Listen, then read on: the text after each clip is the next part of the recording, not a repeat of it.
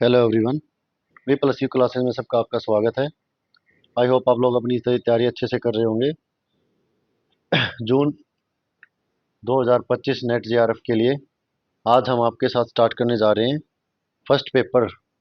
तो जो different different exams में पेपर फर्स्ट से क्वेश्चन आए हैं, तो हम ऑल 10 यूनिट्स के क्वेश्चंस को इसमें करेंगे। ये आपका प्रैक्टिस सेट है बच्चों, हम ज़्यादा एक्सप्लेन नहीं करेंगे। मैं क्वेश्चन रीड आउट करूँगा और आप लोग आंसर रिवॉल्व करूँगा, तो आप लोग अपने आंसर मैच कीजिएगा। हम आपको ज़्यादा से ज़्यादा एमसीक्यूज़ और जो जितने प्री वाई क्यू हैं वो प्रोवाइड करवाएंगे। और जिसने अभी तक चैनल को सब्सक्राइब नहीं किया, प्लीज़ चैनल को सब्सक्राइब कीजिए और वीडियो को ज़्यादा से ज़्यादा लाइक और शेयर ज़रूर कीजिए। तो चलिए आज का हमारा फर्स्ट क्वेश्चन स्टार्ट करते हैं। तो फर्स्ट क्वेश्चन है, ये शिक्षण से है। शिक्षण और अधिगम का समक्ष स्तर तथ्यात्मक सूचना संबंध प्रवक्ता को समझना अबोध हेतु सामान्यकरण के लिए जीवन में उसके प्रयोग के अभिग्रहण पर आधारित है। फिर कथन 2 देता है, शिक्षण और अधिगम का विषमपूर्ण स्तर आलोचनात्मक चिंतन, समस्या निवारण कौशल और सृजनात्मक चिंतन के विकास पर आधारित है। तो ये दोनों ही जो हैं राइट हो जाएंगे कथन, क्योंकि जो शिक्षा है बच्चों, शिक्षक है, शिक्षक का कार्य होता है शिक्षण का। और जो अधिगम है यानी सीख, अधिगम का मतलब है सीखना, तो वो होता है छात्र का काम। तो इसीलिए जो शिक्षण और अधिगम का है विषमर्शपूर्ण स्तर आलोचनात्मक चिंतन यानी कि सोच और समस्या निवारण, प्रॉब्लम को सृजनात्मक चिंतन एवं विकास पर आधारित होता है। तो आंसर ये जो है राइट हो जाएगा। नेक्स्ट है, अर्थ हेतु अध्ययन अधीन सब्जेक्ट के जीवन में के विश्लेषण में निम्नलिखित में से किसका फोकस होता है। तो अर्थ हेतु अध्ययन के जीवन में विश्लेषण के लिए किसका फोकस होता है? संरचनावाद का, व्यवहारिकतावाद का, समाज शास्त्र या दृश्य घटना विज्ञान का।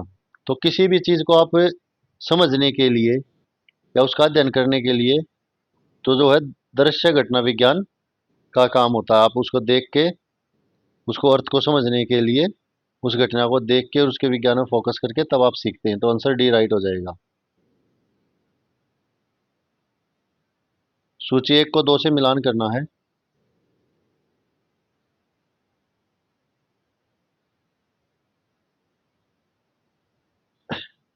मानव विज्ञान, समाज शास्त्र, मनोविज्ञान और प्रबंधन। तो मानव विज्ञान क्या है बच्चों? तो मानव विज्ञान जो है वो संस्कृति है। समाज शास्त्र जो है वो समाज है। और मनोविज्ञान जो है वो अभिप्रेषण प्रेरण है। और प्रबंधन पद्धति। तो इसका राइट आंसर हमारा हो जाएगा 3, 4, 1, 2। आंसर बी राइट हो जाएगा। शिक्षण जो है बच्चों, अगर आप क्वेश्चन को ध्यान से रीड आउट भी करोगे पेपर 1 के, तो भी आप क्वेश्चन का आंसर निकाल लोगे। फिर है, निम्नलिखित में से कौन से शिक्षण के विमर्श स्तर की विशेषताएं हैं? शिक्षण के विमर्श स्तर की, विचार विमर्श, विमर्श स्तर की, चिंतन की। विमर्श होता है चिंतन करना, सोचना उसके बारे में। तो विद्यार्थी तथ्यों और सूचनाओं को समझने के द्वारा सीखते हैं। विषयों को रटने के द्वारा, रटना तो जहां भी आ जाए तो गलत होगा। सूचना को समझने के लिए भी तो विचार करेंगे, तो उससे पहले समस्या समाधान करने की योग्यता का विचार किस चीज पर करते हैं? जब कोई समस्या होती है तो पहले तो सी, ऐसे ही क्वेश्चन को आप रिवॉल्व करना सीखे तो सी जरूर होगा। तो बिना सी वाले निकालो पहले, तो इन दोनों को काट दो। अब बी और ए और डी बच गया। तो बी देखो क्या, अभी बी तो कटेगा, बी को उड़ा दो पहले, ए भी कट गया। तो आंसर डी बच गया। डी को भी देख लेते, विद्यार्थी की मौलिक सोच और संज्ञानात्मक योग्यता को। तो आंसर डी राइट हो जाएगा। आप आंसर को छाटना सीखे पेपर 1 में। किसने कहेगा कि विचार विमर्श का कब करोगे आप? जब कोई प्रॉब्लम होगी किसी चीज को, कोई बीच में आपका काम रुकेगा, कोई प्रॉब्लम आएगी, कोई समस्या आएगी, तो तभी तो आप विचार विमर्श करोगे उसके ऊपर। तो जब समस्या समाधान करनी, यानी सबसे इसने दिया है कि विषय को रटना तो होगा ही नहीं विचार विमर्श में। तो बी को उड़ा दो, बी को हटाते ही आपके 3 ऑप्शन हट गए, तो एक ही बच गया। तो ऐसे आप करके आंसर को अपने रिवॉल्व कर सकते हैं। फिर है, शैक्षिक उद्देश्यों के वर्गीकरण पर आधारित सामग्री के अर्थ को समझने की योग्यता को किस रूप में जानते हैं?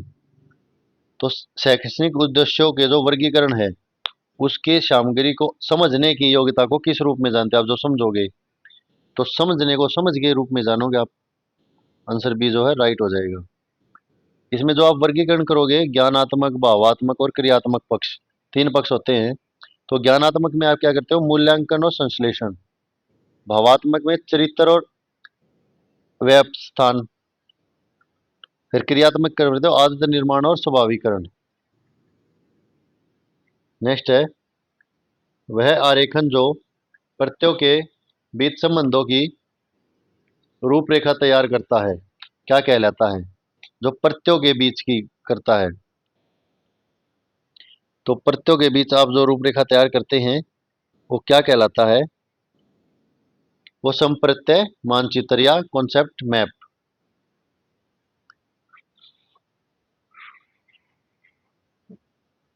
तो आंसर बी जो है राइट हो जाएगा। डाइवर्जेंट थिंकिंग जो है, ये डाइवर्जेंट थिंकिंग जो है ये क्या करता है? जब भी आप किसी बच्चे को यानी अलग अलग चीजों में फैला देते हो, उसको एक दूसरी चीज से चिंतन करने के लिए लगा देते हो, तो वो डाइवर्जेंट हो जाती है। प्रसंगक स्मृति जो है वो क्या होती है? जो डेली लाइफ की घटनाएं होती हैं, एपिसोड मेमोरी, जो डेली लाइफ की घटनाएं होती है उनसे जोड़कर आप पढ़ते हो जब, तो प्रासंगात्मक स्मृति होती है।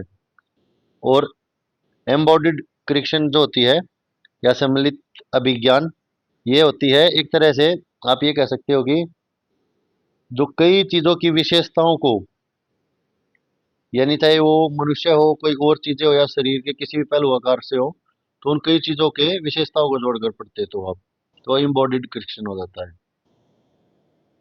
नेक्स्ट है अधिगम के प्राथमिक नियम निम्नलिखित में से कौन से हैं? तो अधिगम के प्राथमिक नियम बताने हैं आपको, कौन कौन से हैं? तो अधिगम क्या होता है बच्चों? सीखना। तो सीखोगे आप कैसे कैसे? तो सीखने के लिए आपको अभ्यास करना पड़ेगा डेली। आकांक्षिक गतिविधियों का नियम, तत्परता तत्परता का नियम आपको नहीं, प्रभाव का आपका इफेक्ट पड़ेगा।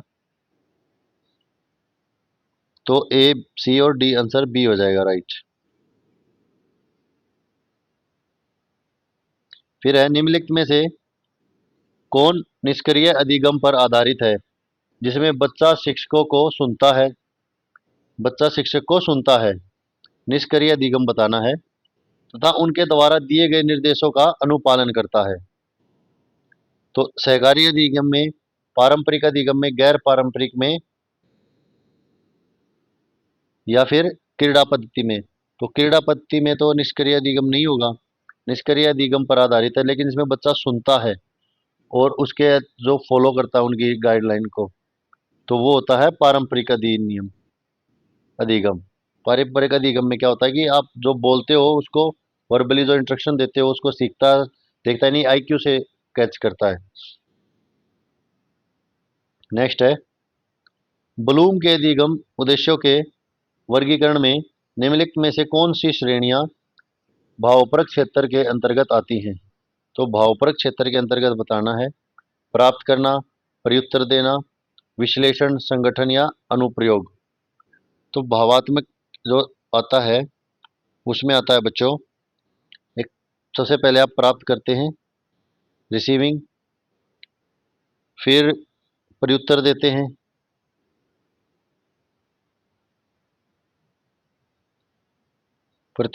हैं, यानी कि रिस्पॉन्स करते हैं, जवाब देते हैं। फिर उसके बाद आप जो है संगठन, उसकी ऑर्गेनाइजेशन। वैसे इसके जो ब्लूम के वो हैं, वो receiving, responding, valuing, organisation and characterisation होता है। तो आंसर ए, सी और ई राइट हो जाएगा। नेक्स्ट है, ये मैंने आपको नीचे नोट डाउन कर दिया कि कौन सा क्वेश्चन किस एग्जाम पेपर में आया हुआ है। कुछ बच्चे कह रहे थे सर प्री वाई क्यू कहाँ मिलेंगे? तो प्रीवियस ईयर क्वेश्चन ही है बच्चों सारे, अपने पास से नहीं बनाए हैं कुछ भी। तो सहजवर्ती और संलग्न प्रभाव देखना है। तो सहजवर्ती और संलग्न प्रभाव को मैच कीजिए। तो पलायन जो है, पलायन कब करते हो? जब आपको भय लगता है। स्व अभिकथन, तो स्व अभिकथन होता है सकारात्मक स्वभाव। कौतूहल, कौतूहल होता है विस्मय, कुतूहल। अधिकरण, स्वामित्व की भावना, अधिकरण करना, कब्जा हो जाता है, जो स्वामित्व की भावना आती है उसके अंदर। तो ये चीजें ऐसी हैं जो आप एक बार इसको अगर ध्यान से पढ़ भी लोगे, सिर्फ इसको क्वेश्चन को अच्छे से रीड आउट कर लोगे, तो भी आपको आंसर मिल जाएगा। आंसर सी जो है राइट हो जाएगा।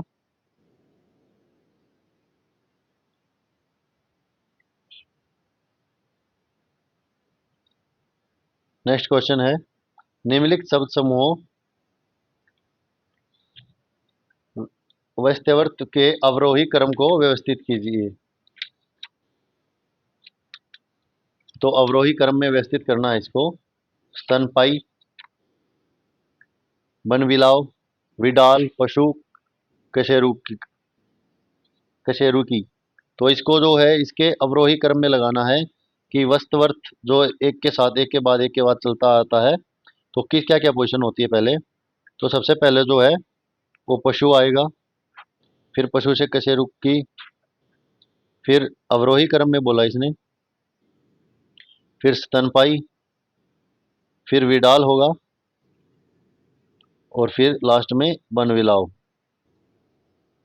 तो आंसर डी जो है राइट हो जाएगा। नेक्स्ट है,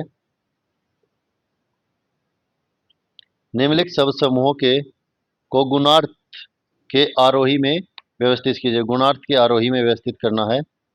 तो गुण देखिए आप इसमें से बाघ, स्तनपाई, विडाल और पशु। तो सबसे पहले पशु ही आएगा, अभी आपने ऊपर देखा। पशु के बाद स्तनपाई, फिर विडाल, और फिर बाघ लास्ट में। तो आंसर सी जो है राइट हो जाएगा।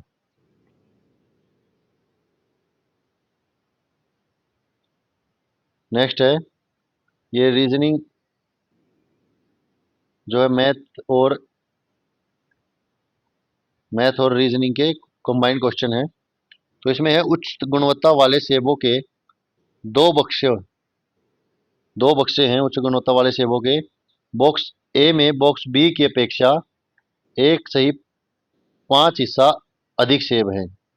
तो बॉक्स ए में बॉक्स बी की अपेक्षा, तो बॉक्स बी में मान लीजिए एक्स है, तो बॉक्स ए में कितना हो जाएगा? X plus x into 1/5। यानी बी से, बी तो हो गया एक्स से, बी की अपेक्षा ज़्यादा कितना है? एक्स, यानी 1/5 ज़्यादा, तो एक्स प्लस 1 आ जाएगा। तो ये हो गया हमारा एक्स इंटू 6/5। तो ए कितना निकल गया? 6/5। ये नोट डाउन कर लेते हैं साइड में, एक्स इंटू 6/5। फिर प्रश्न में आगे क्या कहता है, यदि बॉक्स बी में बॉक्स ए से 8 सेब कम है, बॉक्स बी में ए से कम है, तो ए कितना है? X, x into x 6/5। तो इससे कितनी कम है? 8 कम है, और बॉक्स बी में 8 है। तो इसको हम अगर करेंगे तो ये आ जाएगा 6x - 40 into 5x।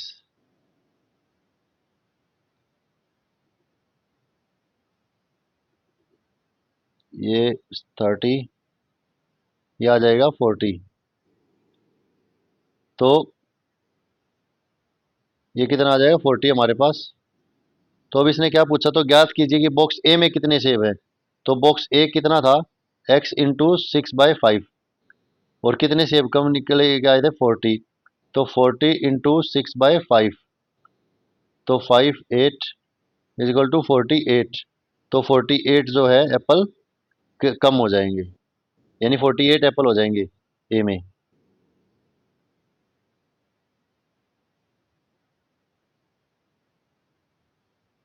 Answer A जो है राइट हो जाएगा।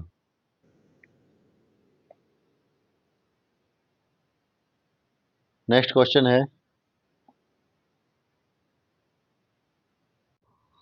नेक्स्ट क्वेश्चन है बच्चों, दो त्रिभुज सर्व सर्वांगसम कहलाते हैं यदि उनके संगत कोण समान हो और संगत भुजाएं समान अनुपाती हो।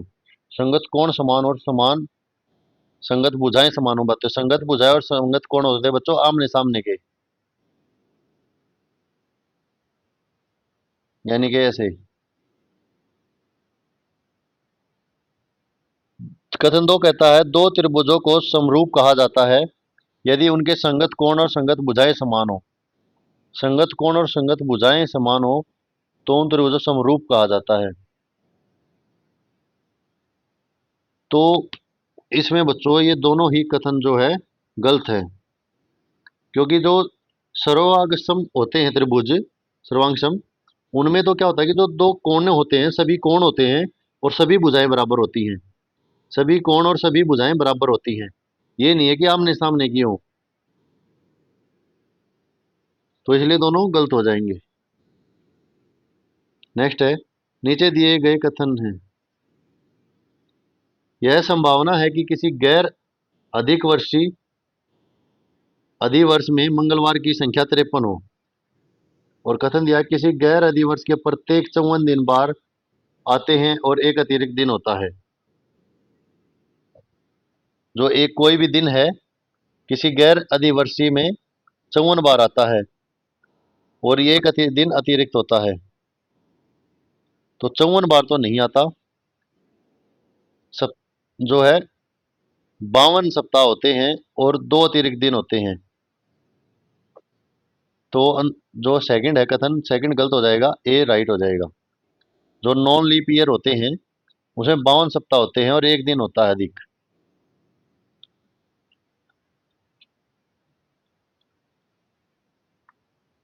नेक्स्ट क्वेश्चन है, नीचे दो तर्क वाक्य दिए गए हैं, सभी दार्शनिक भ्रमशील होते हैं। सुकरात भ्रमशील नहीं है। सभी दार्शनिक भ्रमशील होते हैं, सुकरात भ्रमशील नहीं है। विरोध के क्लासिक वर्ग के निम्नलिखित में से कौन सी सही उत्तर है? तो ये उत्तर कौन सा सही हो जाएगा? तो ये विरोधाभासी हो जाएगा। विरोधाभासी क्या होते हैं? जब ऑल और सम के होते हैं तो वो विरोधाभासी होते हैं। विरोधाभासी यानी कि सभी तो दार्शनिक भ्रमशील होते हैं लेकिन सुकरात भ्रमशील नहीं है।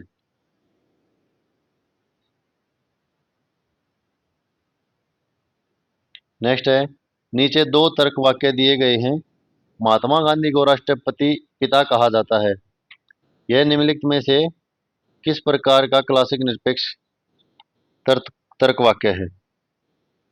तो महात्मा गांधी को जो है राष्ट्रपिता कहा जाता है तो सार्वभौमिक विद्यात्मक है, सार्वभौमिक है ये। नेक्स्ट है, निम्नलिखित में से किस प्रमाण के संदर्भ में लौकिक तथा अलौकिक के मध्य अंतर ज्ञात किया जाता है?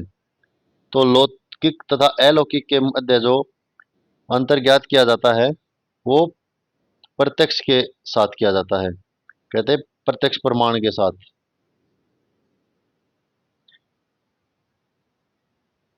भारतीय दर्शन में अगर आप लोग पढ़ोगे तो प्रमाण जो है बच्चों, प्रमाण होता है किसी दो चीजों के बीच सत्य, यानी सत्य का जो ज्ञान कराने में सहायक हो उसे हम प्रत्यक्ष कहते हैं। फिर है A B C D E और एफ, एफ आएगा यहाँ, एक वृत्त में खड़े हैं और केंद्र की ओर देख रहे हैं।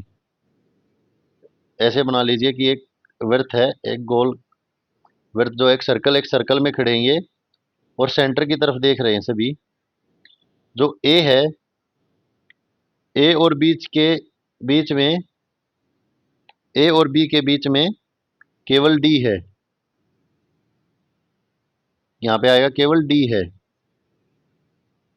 तो ए और बी के बीच में डी है, तो ए आप सेंटर से स्टार्ट करना और बी, इनके बीच में केवल डी है। ए और सी के बीच में केवल एफ है, तो बी आ गया, तो सी, ये इसके साइड, इसके इक्विवेलेंट लेना, तो इसके बीच में क्या है? एफ है। और ई बी के ठीक बाय है, तो ई जो है वो बी के ठीक बाएं है। तो निम्नलिखित में से कौन सा है जो ई और एफ के बीच में खड़ा है? ई और एफ के बीच में कौन सा खड़ा है बच्चों? सी खड़ा है। आंसर डी राइट हो जाएगा। नेक्स्ट क्वेश्चन है, निम्नलिखित में से कौन से तर्क के ढंग सही हैं? दूसरी पत्नी के बिना दूसरा पति नहीं हो सकता। अनिल बॉब का मित्र है, बॉब राज का मित्र है तथा अनिल राज का मित्र है। ए और बी के समान है, बी सी के समान है तथा ए सी के समान है। यदि सभी असत्यवादी हैं तो हम इसे कभी सिद्ध नहीं कर सकते। अगर यदि सभी असत्यवादी हैं तो हम इसे कभी सिद्ध नहीं कर सकते। तो इसमें तर्क बताना कौन से ठीक हैं। तो दूसरी पत्नी के बिना दूसरा पति नहीं हो सकता। दूसरी पत्नी के बिना दूसरा पति नहीं हो सकता। अनिल बॉब का मित्र है, बॉब राज का मित्र है, तो एक तो ये ठीक हो जाएगा। क्योंकि तर्क शास्त्र के अनुसार है ना बच्चों, हम कभी भी जो तर्क है उसको सही ढंग से अगर कहते हैं तो एक दूसरे को किसी न किसी चीज़ से जोड़ते हैं वो। तो अनिल बॉब का मित्र है और बॉब राज का मित्र, तो इसलिए अनिल राज का मित्र हो गया। तो एक दूसरे को जोड़ रहे हैं। ए बी के समान है और बी सी के समान हो, तो ए और सी के समान हो जाएगा। यदि सभी असत्यवादी हैं तो हम इसे कभी सिद्ध नहीं कर सकते, क्योंकि सभी असत्यवादी, इसलिए हम सिद्ध नहीं कर सकते। तो दूसरी पत्नी के बिना दूसरा पति हो सकता है, सेकंड वाइफ ना हो लेकिन पति दो हो जाए। तो आंसर सी हो जाएगा। 2, 3 और 4 जो है राइट हो जाएगा। नेक्स्ट है, इनमें से बेमेल शब्द का चयन करना है। अरावली की पहाड़ियाँ, शिवालिक की पहाड़ियाँ, नीलगिरी की पहाड़ियाँ और माउंट किलिमंजारो। तो सारी पहाड़ियाँ हैं लेकिन माउंट किलिमंजारो पर्वत श्रृंखला है। तो ये जो है राइट आंसर हो जाएगा, यानी कि डी आपका राइट आंसर हो जाएगा। ये इन सब में जो है अलग है। नेक्स्ट है, अनुपात सतर के दत्त की निम्नलिखित में से कौन सी विशेषता है? अनुपात सतर की, यानी कि अनुपात सतर आप कह सकते हो डाटा का जो मात्रात्मक रूप होता है। अनुपात सतर तो असमान अंतराल, ऋणात्मक प्राप्तांक, सामान्य अंतराल, बढ़ता या घटता क्रम या निरपेक्ष शून्य बिंदु। तो इसमें से क्या ठीक होगा बच्चों? क्या क्या जो है अनुपातक सतर का डाटा मात्रात्मक का उसका जो पैमाना है उसमें कौन कौन से सतर आएंगे? तो उसमें आएगा समान अंतराल। अगर आप अनुपात देखोगे किसी चीज़ का तो इनमें समान अंतराल, फिर बढ़ता या घटता क्रम और एब्सोल्यूट जीरो। तो सी डी और ई आंसर सी जो है राइट हो जाएगा। नेक्स्ट क्वेश्चन है, यदि सामान्य वितरण की स्थिति में भिन्न दाहिनी तरफ वर्ग का वेश वेशमय हो तो इसे हम क्या कहते हैं? यदि सामान्य स्थिति में जो भिन्न हो दाहिनी तरफ हो तो इसे हम क्या कहेंगे? दाहिने तरफ होगा तो, अगर दाहिने तरफ होगा तो इसे हम धनात्मक रूप कहेंगे, अगर बाईने तरफ होगा तो हम इसे ऋणात्मक रूप कहेंगे। नेक्स्ट क्वेश्चन है, केंद्रीय प्रवृत्ति के मापों को पहचानिए। तो केंद्रीय प्रवृत्ति के माप जो हैं अंकगणित माध्यम, माध्यमिका, प्राश, मोड या द्वितम दशमक। तो केंद्रीय जो प्रवृत्ति होती है उसके मात्रक कौन कौन से हैं बच्चों? तो उसमें होता है एक तो अंकगणित माध्यम, एक माध्यमिका और एक मोड। ए बी और डी, आंसर जो है बी राइट हो जाएगा। नेक्स्ट क्वेश्चन है, स्टैंडर्ड नॉर्मल वितरण डिस्ट्रीब्यूशन के मध्यम किसके बराबर होते हैं? तो जो नॉर्मल डिस्ट्रीब्यूशन होता है स्टैंडर्ड, उसको किसके मध्य होता है? वो जीरो के मध्य होता है। जो उसका मध्य है, मिडिल पॉइंट है, वो जीरो होता है। नेक्स्ट है, किसी एक आंकड़ा समुच्चय का माध्यम निम्न में से किसके समान होता है?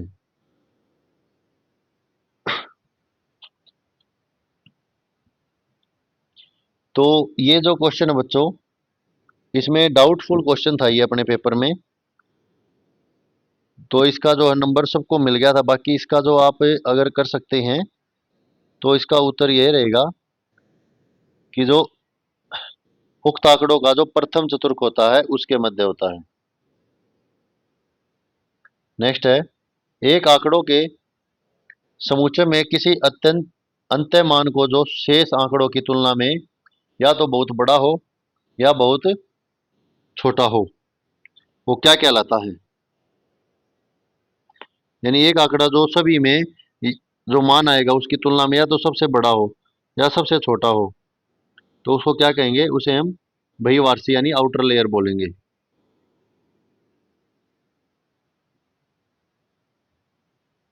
नेक्स्ट है, निम्नलिखित में से कौन सा आंकड़ों के वर्गीकरण की विधि में सम्मिलित नहीं है? तो गुणात्मक, मानकीय, स्थानीय या संघात्मक? तो गुणात्मक तो है, मानकीय और संघात्मक भी है, तो स्थानीय स्थानिक जो है ये आंकड़ों के वर्गीकरण में सम्मिलित नहीं है।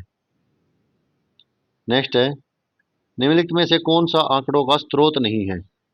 तो आंकड़ों का जो स्रोत है तो प्रशासनिक दस्तावेज, जी जीआईएस, न्यायादर्शक सर्वेक्षण, तो ये सभी जो हैं लेकिन जो जनगणना है ये नहीं है आंकड़ों का स्रोत। नेक्स्ट है, निम्नलिखित में से भारत में पुरालेखों संबंधी आंकड़े प्रदान करने वाला पुरातनतम स्रोत कौन सा है? जो सबसे पुराना स्रोत है वो कौन सा है? तो वो बच्चों नेशनल सैंपल सर्वे, जो कि भारत सरकार द्वारा 1950 में चलाया गया था सांख्यिकी मंत्रालय के तहत, जो जितने भी नेशनल सैंपल होते थे उनके सर्वे के लिए, इसको एनएसएसओ कहते हैं।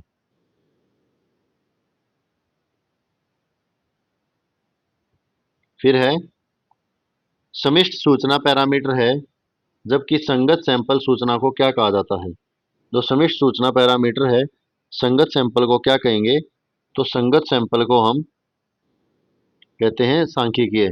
सांख्यिकीय क्या है? जिसमें दो बहुत सारे आंकड़े होते हैं बच्चों, उनको एक क्रम में यानी एक सूचीबद्ध तरीके से किया जाता है, उनको अलग अलग उसमें जैसे गुणों के आधार पर अलग अलग वर्ग में डिफाइन करके बांट के उनकी गणना करने में आसानी हो जाती है, इसलिए सांख्यिकीय को सैंपल संगत सैंपल सूचना को सांख्यिकीय कहा जाता है। गुणों के आधार पर आंकड़ों के वर्गीकरण को क्या कहा जाता है? तो गुणों के आधार पर आंकड़ों के वर्गीकरण को गुणात्मक वर्गीकरण कहेंगे। ऐसे ऐसे क्वेश्चन आते हैं, आप लोग इसे अगर ध्यान से पढ़ें तो। निम्नलिखित में से कौन सा सतत विकास लक्ष्य नहीं है? तो ये आपके एनवायरनमेंट से आ जाएगा। तो सतत विकास लक्ष्य जो है कौन सा नहीं है?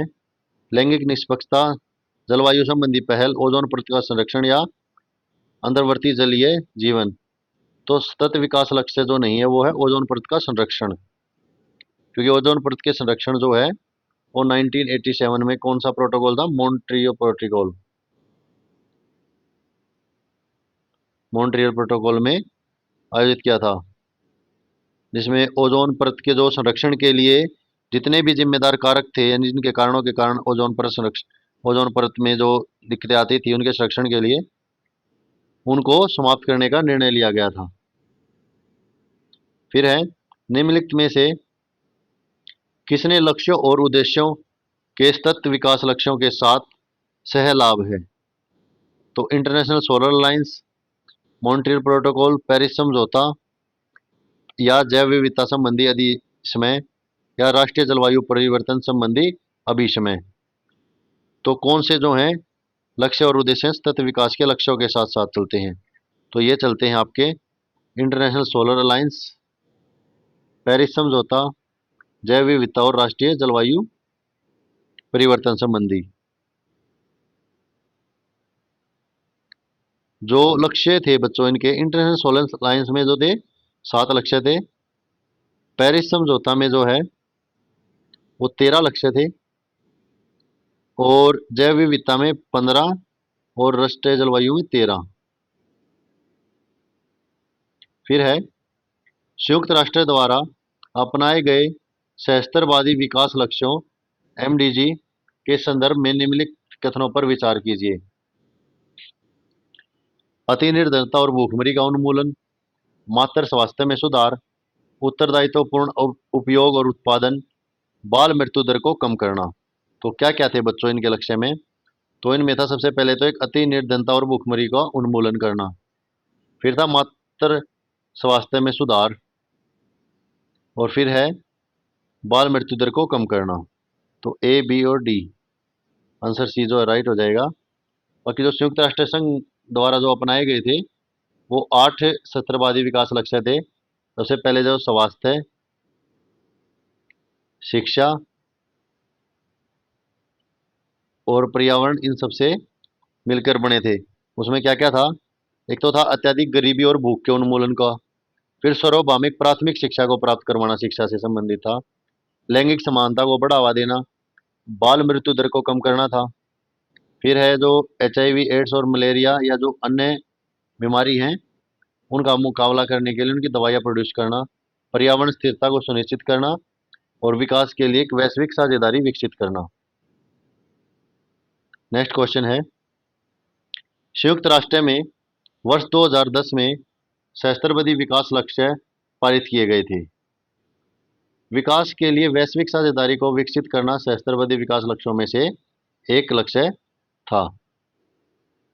2010 में जो है सहस्त्रवादी विकास लक्ष्य ये नहीं किए गए थे, क्योंकि ये किए गए थे बच्चों 2000 में, 2010 में नहीं। तो केवल दो ठीक है। हाँ, ये था कि वैश्विक साझेदारी को विकसित करना, ये भी मैंने आपको ऊपर भी बताया था, ये राइट है। फिर है निम्नलिखित में से कौन से लक्ष्य सतत विकास लक्ष्यों के में शामिल हैं? तो कौन कौन से लक्ष्य हैं जो सतत विकास लक्ष्यों में शामिल हैं? तो उद्योग, नवाचार और अवधारणा, असमानता की कमी और लक्ष्य प्राप्त करने के लिए साझेदारी। तो 1, 3 और 4 हो जाएंगे, ए, सी और डी, आंसर बी। फिर है नेक्स्ट क्वेश्चन, सहस्त्रवादी सहस्त्रवादी विकास लक्ष्यों के लिए समय सीमा थी। तो क्या समय सीमा रखी थी बच्चों? तो वो रखी थी सन 2000 से 2015 तक। और इसमें कितने लक्ष्य थे? 8 लक्ष्य थे। नेक्स्ट है, नीचे दिए गए कथनों को देखिए। पहला है सहस्त्रवादी विकास लक्ष्य 2020 तक अत्यंत गरीबी को घटाने की परिकल्पना की गई थी। 2020 तक तो कोई नहीं, 2015 तक तो था, ये भी आपको मैंने ऊपर पढ़ा, तो ये तो पहले ही गलत हो गया। तो ए को तो गलत करो, दोनों तो है नहीं, ए तो पहले गलत है, तो डी ऑप्शन जो है राइट हो जाएगा। सहस्त्रवादी लक्ष्यों की संख्या 8 थी, अभी अभी मैंने ऊपर आपको बताया, तो आंसर ये। तो ऐसे आप ध्यान से अगर क्वेश्चन को पढ़ेंगे तो आपको वैसे ही क्वेश्चन याद हो जाएंगे, अपने क्वेश्चन निकलने लगेंगे। फिर है निम्नलिखित में से किस विषय में एक शोध अवधारणा के रूप में अवचेतन प्राथमिक लेप को पहली बार प्रयुक्त किया गया था? जो है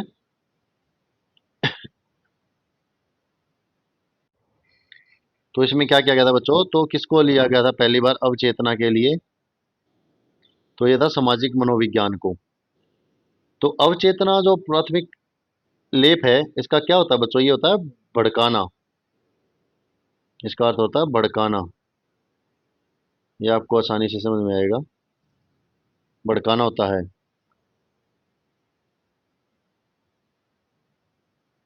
जब आप मान सकते हो, ये आपका शोध से है, रिसर्च से है।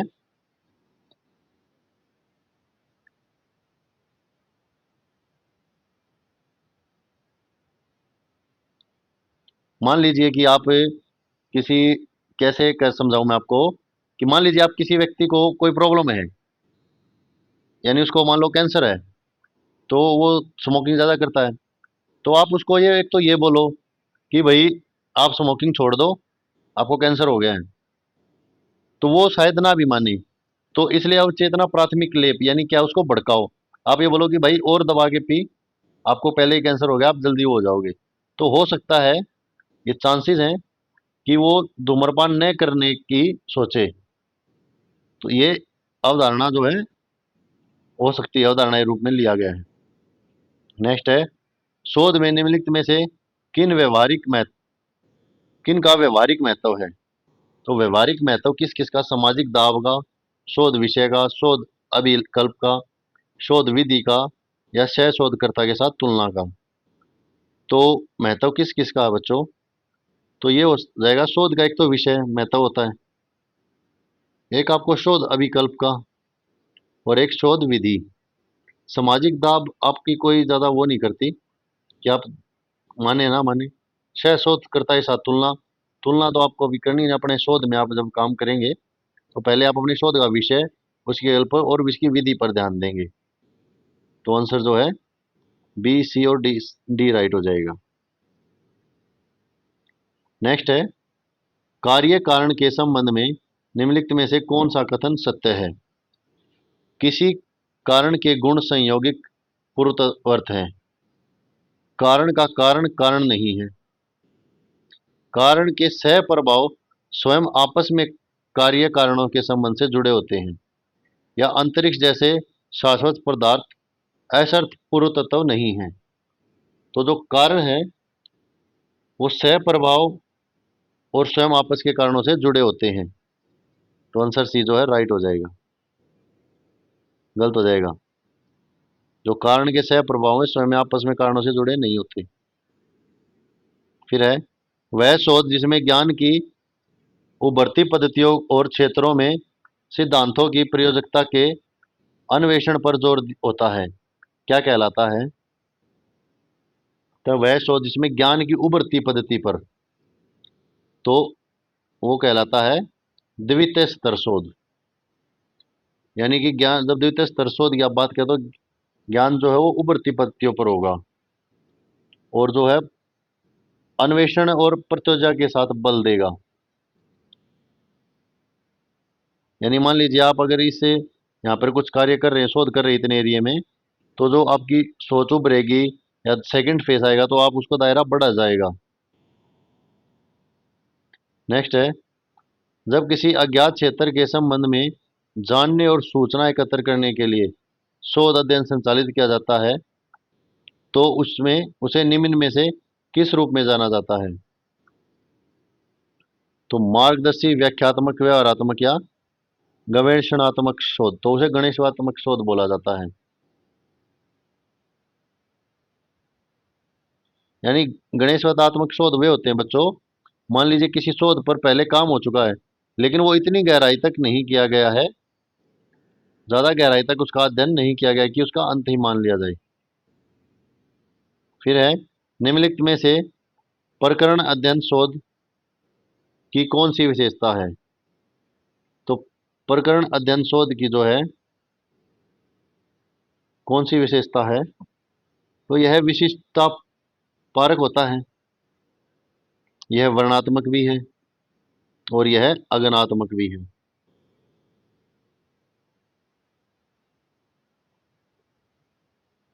यानी कि आप ये कह सकते हो कि यह है जो किसी भी व्यक्ति की ज्ञान की जिज्ञासु को, प्रवृत्ति को व्यक्त करता है। नेक्स्ट है, नीचे दो कथन दिए गए हैं। गवेषणात्मक शोध डाटा सूचना के लिए, सूचकों के लिए किया जाता है। डाटा सूचकों के लिए किया जाता है। गणेशात्मक शोध का लक्ष्य है कारणता को ढूंढने के लिए अंतिम डाटा एकत्रित करना। नहीं नहीं, अंतिम डाटा कहाँ से एकत्रित करना, यह अभी आपको मैंने ऊपर बताया है कि यह जो है शोध इसमें समस्या की जांच कर डाटा एकत्रित होता है। इसमें केवल डाटा एकत्रित किया जाता, ना कि अंतिम डाटा एकत्रित किया जाता। तो केवल एक सत्य हो जाएगा, दो गलत हो जाएगा। फिर है, जनगणना निम्नलिखित में से किसका एक उदाहरण हो सकता है। तो जनगणना जो है वो किस चीज का एक उदाहरण हो सकता है, तो वो होता है अनुदैर्ध्य अध्ययन का एक उदाहरण।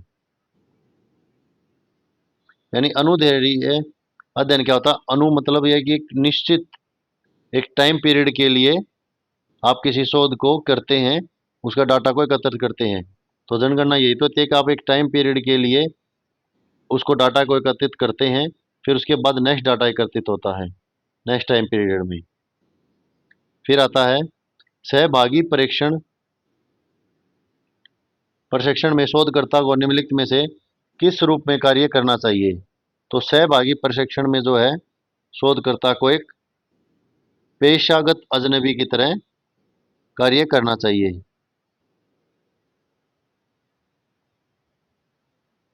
नेक्स्ट है, निम्नलिखित में से कौन से वैज्ञानिक शोध में शामिल नहीं है? तो वैज्ञानिक शोध में जो है शामिल नहीं है, एक तो जो है व्यक्तिनिष्ठता, फिर है अनैतिक व्यवहार, और फिर है गैर विषय सूचक अनुमितियां। तो त्रुटियों को दूर करना तो है वैज्ञानिक में, और अनुभववाद भी है, अनुभववाद भी तो काम आएगा, अनुभव भी तो काम आएगा। तो ये हो जाएगा आंसर सी। नेक्स्ट है, अरस्तु द्वारा निर्धारित संप्रेक्षण के तत्वों के सही क्रम को पहचानिए। तो अरस्तु के क्या क्या थे जो संप्रेक्षण के तत्व थे? तो अरस्तु करते हैं सबसे पहले वो वक्ता, बी आएगा पहले, तो आंसर डी राइट हो जाएगा। सबसे पहले वो वक्ता, फिर आता है भाषण, फिर आता है अवसर, फिर श्रोता, और फिर प्रभाव।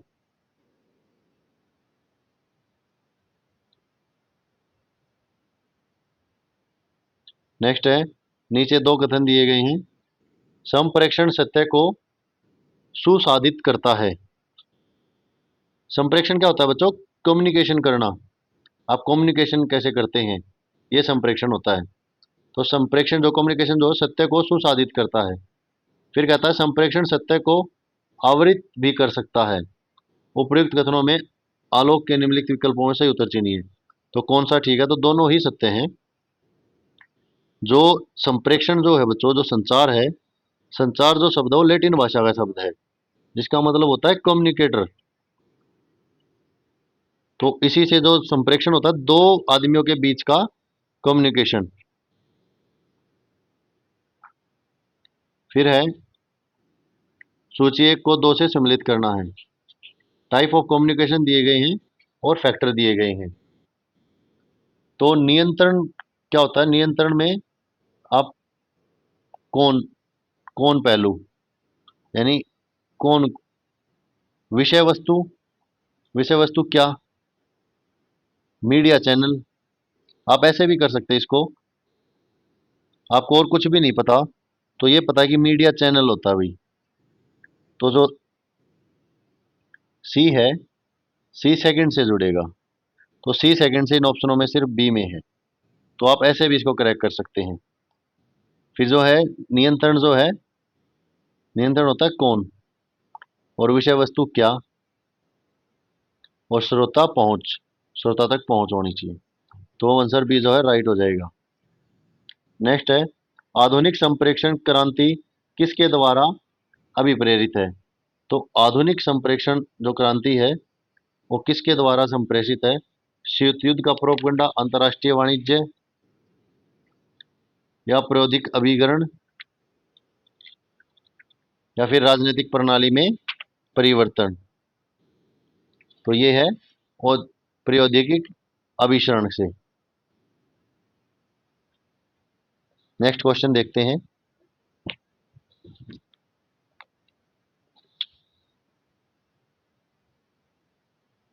रेखीय संप्रेक्षण के क्या लाभ हैं? तो रेखीय संप्रेक्षण के क्या लाभ होते हैं बच्चों? रेखीय संप्रेक्षण के लाभ होते हैं, यह अन्वयन के लिए सर्वाधिक उपयुक्त होता है, यह अंतर्राष्ट्रीय प्रचार के व्यापक तौर पर प्रयुक्त होता है, और इसे निर्धारित प्रतिफल प्राप्त होता है। तो एक, चार और पांच, आंसर डी जो है राइट हो जाएगा। नेक्स्ट है, व्यक्तियों के बीच संप्रेक्षण की संगतता किसमें सत्रिहित सत्रिहित है? तो संप्रेक्षण जो है वो किसके बीच है? वो तदनुभूति के अंतर्गत है। क्या होता है बच्चों? संप्रेक्षण जो होता है एक जगह से दूसरे जगह पर अपने विचारों को भेजना या ट्रांसफर करना।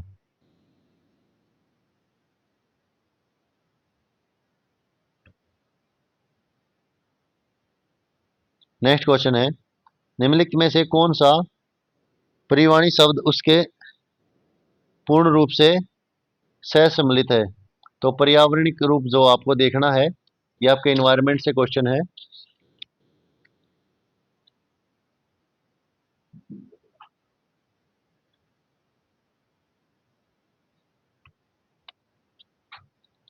SMS short message storage, URL uniform resource locator, block bag, blog जो है वेब ब्लॉगिंग वेब ब्लॉग, और वीपीएन जो है वर्चुअल प्राइवेट नेटवर्क।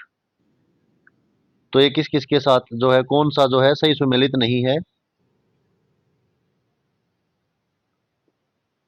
तो आंसर ए जो है राइट हो जाएगी, ये सही सुमेलित नहीं है, क्योंकि एसएमएस जो शॉर्ट मैसेज स्टोरेज नहीं, शॉर्ट मैसेज सर्विस है। एसएमएस ये शॉर्ट मैसेज सर्विस होता है।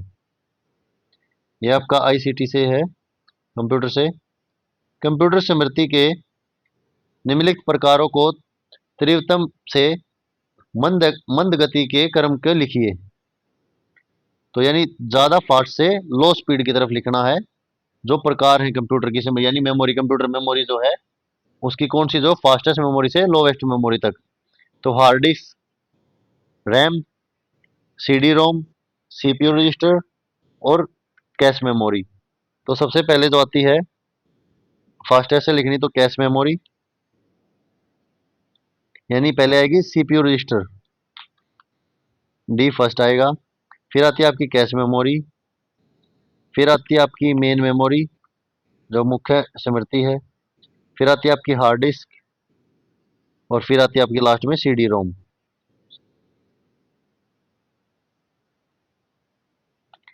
नेक्स्ट है बीइंग ए सर्च इंजन, जिसका स्वामित्व और परिचालन द्वारा है। किसके द्वारा है? यहाँ परिचालन के बीच में आप ब्लैंक लगा लीजिए। बीइंग ए सर्च इंजन, जब एक सर्च इंजन क्या होता है? जिससे आप ढूंढते हैं चीजों को, और इसका स्वामित्व और परिचालन किसके द्वारा? इनमें से माइक्रोसॉफ्ट, याहू, ऑफलेट या अमेजोन। तो अमेजोन तो जो है तो एक अमेरिका कंपनी है, टेलीविजन की कंपनी है, टेक्नोलॉजी की, जो यानी कि प्रोडक्ट बेचते हैं, आपको पता ही है। फिर जो है ऑफलेट इंपोर्ट्स है, ये गूगल की जो है होल्डिंग कंपनी है। तो इसमें से आ जाएगा आपका माइक्रोसॉफ्ट, आंसर ई राइट हो जाएगा। नेक्स्ट है सूची एक को दो से मिलान करना है। कंप्यूटर के पद हैं और इसकी परिभाषा है। ये थोड़ा सा टाइपिंग में दिक्कत आ जाती है। तो स्पाईवेयर जो है, स्पाईवेयर क्या होता है बच्चों? सॉफ्टवेयर जो उपयोगकर्ता को किसी अन्य व्यक्ति से कंप्यूटर कार्यकलापों की सूचना प्राप्त करता है और उसकी अनुमति देता है। तो स्पाईवेयर हो जाएगा यहाँ कनेक्ट। फिर फायरवॉल क्या होती है? फायरवॉल होती है हार्डवेयर या सॉफ्टवेयर, हार्डवेयर या सॉफ्टवेयर जिसे एक नेटवर्क की संरक्षा के लिए बनाया गया है, जो डेटा के प्रविष्ट या प्रविष्टों को हो सकने का नियंत्रण करता है। फिर है ब्लूटूथ। ब्लूटूथ क्या, जो छोटी दूरी के लिए आप डेटा को संरक्षित करते हैं। फिर है सेवा से वंचित करना।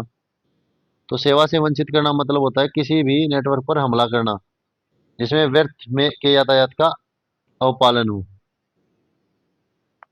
नेक्स्ट है सूची एक को दो के साथ मिलान करना है। Bar code reader, chip reader, MICR reader.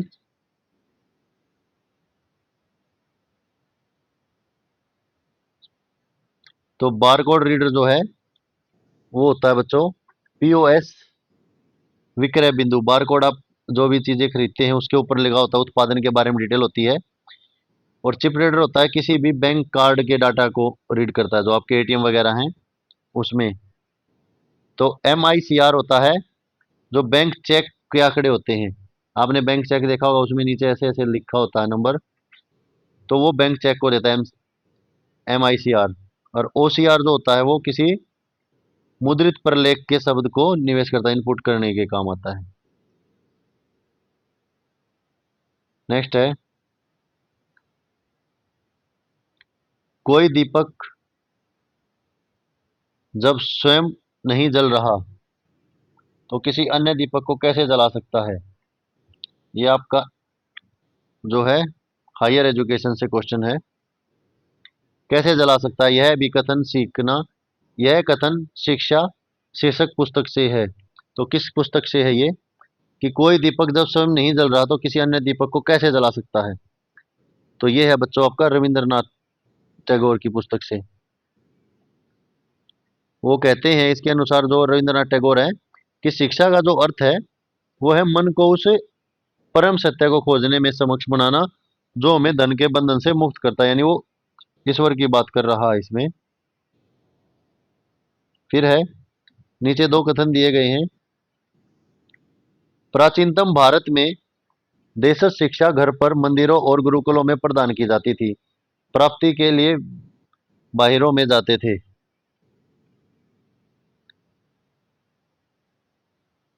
ये दो शब्द हो जाएंगे कि मंदिरों में प्रदान की जाती थी, यहाँ तक ठीक है। और प्राचीन भारत में विद्यार्थी उच्च ज्ञान के लिए, प्राप्ति के लिए विहारों में जाते थे। ये ऐसे हो जाएगा, विहारों में जाते थे। तो ये दोनों कथन राइट हैं। जो पहले की थी, शिक्षा जो है शिक्षा मंदिरों और गुरुकुलों में दी जाती थी, और ये शिक्षा के लिए परिहारों में जाते थे, विहारों में। विहार यानी वन। जुआंग झांग और आई क्यून निम्नलिखित में से किस विश्वविद्यालय में आए थे? तो ये जो है कहाँ पे आए थे, ये नालंदा विश्वविद्यालय में आए थे। जो कि ये कौन थे बच्चों, ये चीनी बौद्ध भिक्षु थे। और यह जो है कितने दिन तक भारत में रहे थे, ये 15 वर्षों तक भारत में रहे थे।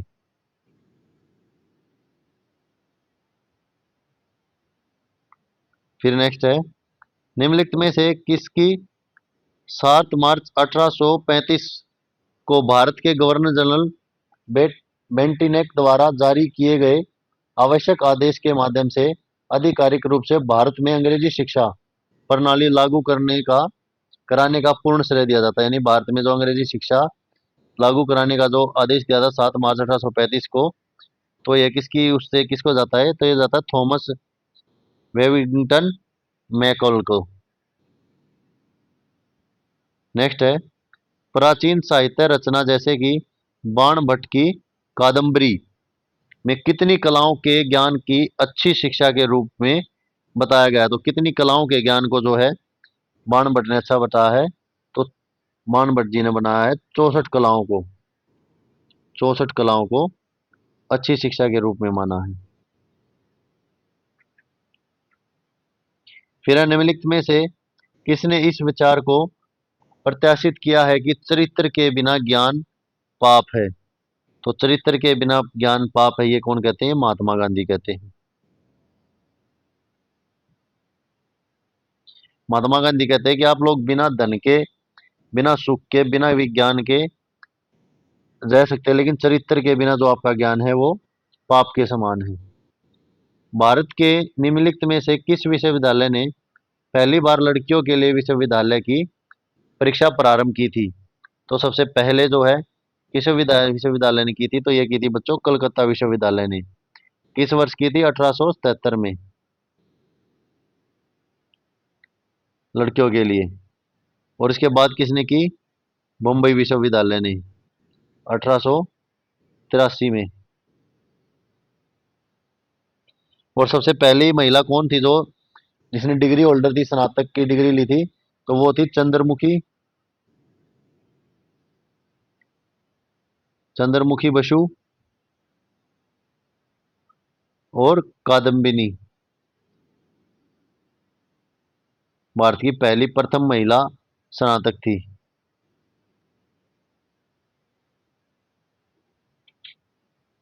और कई बार जो है बच्चों यूजीसी क्या है, बॉम्बे को भी राइट मान लेता है। तो आप बॉम्बे ही लगाइए, इस क्वेश्चन में जो है बॉम्बे को राइट मानता है डिपार्टमेंट, जो यूजीसी आयोग है। निम्नलिखित में से किस प्रथम भारतीय चिंतक ने गोलीय त्रिकोण के संबंध में लिखा है? तो गोलीय त्रिकोण के संबंध में लिखा है भास्कराचार्य ने। भास्कराचार्य या भास्कर द्वितीय कह सकते हैं आप। जो कि प्रथम भारतीय चिंतक थे जिन्होंने गोलीय त्रिकोणमिति के संबंध में लिखा था।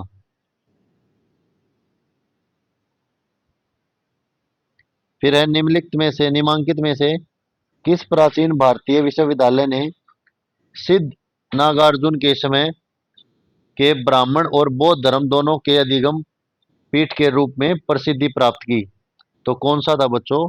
तो वो था श्री धान्य कटक, जो उन्होंने प्रसिद्धि प्राप्त की थी नागार्जुन के टाइम। तो ये था बच्चों हमारा पेपर फर्स्ट से related question, previous year question थे। इनके सबके नीचे मैंने लिख दिया है कि कौन सा क्वेश्चन किस पेपर का और कब पूछा गया। इसमें एक आपका जो है डीआई के कुछ क्वेश्चन रह गए और कुछ जो आपके हैं वो, यानी कि आप एक गद्यांश आता है, एक बोध आता है बोध से, तो बोध वाली यूनिट कवर नहीं हुई है शायद, वो थोड़े लेंथी हो गए थे। लेकिन हम डेली जो है अब आप एक को क्लास डालेंगे जिसमें हम डेली 10 की 10 यूनिट से संबंधित क्वेश्चन डालने की कोशिश करेंगे। और पेपर 2 पॉलिटिकल साइंस के लिए भी हमारी क्लास और हमारे थिंकर वाइज जो है, थिंकर वाइज तो एमसीक्यू चले हुए हैं और प्रैक्टिस सेट भी चले हुए हैं जो प्रीवियस ईयर क्वेश्चन के बेस्ड है। और आईसीटी, अगर आपको आईसीटी से संबंधित हो तो इस पे एचएसएससी करके आईसीटी की कंप्यूटर क्लासेज हैं, तो आप वो भी देख सकते हैं। आपको अलग से किसी टॉपिक की अगर थ्योरेटिकल पोर्शन पढ़ना है किसी भी पेपर 1 की किसी भी यूनिट का, तो आप प्लीज़ कमेंट में बताएं। और आप लोग चैनल को प्लीज़ सपोर्ट कीजिए, आप लोगों का सपोर्ट बिल्कुल भी नहीं मिल रहा है बच्चों। सब्सक्राइबर वहीं के वहीं हैं, आप लोग बिल्कुल क्लास को लाइक नहीं करते क्लास को देखने के बाद, और ऑन डिमांड क्लास बना रहे हैं बच्चों के कहने पर कि जो चाहिए जैसा चाहिए पोर्शन। तो प्लीज़ चैनल को सपोर्ट कीजिए और ज़्यादा से ज़्यादा सब्सक्राइब और चैनल को लाइक शेयर ज़रूर किया कीजिए। तो आज के लिए इतना ही, नेक्स्ट क्लास में मिलते हैं नेक्स्ट पेपर के साथ। थैंक यू बच्चों।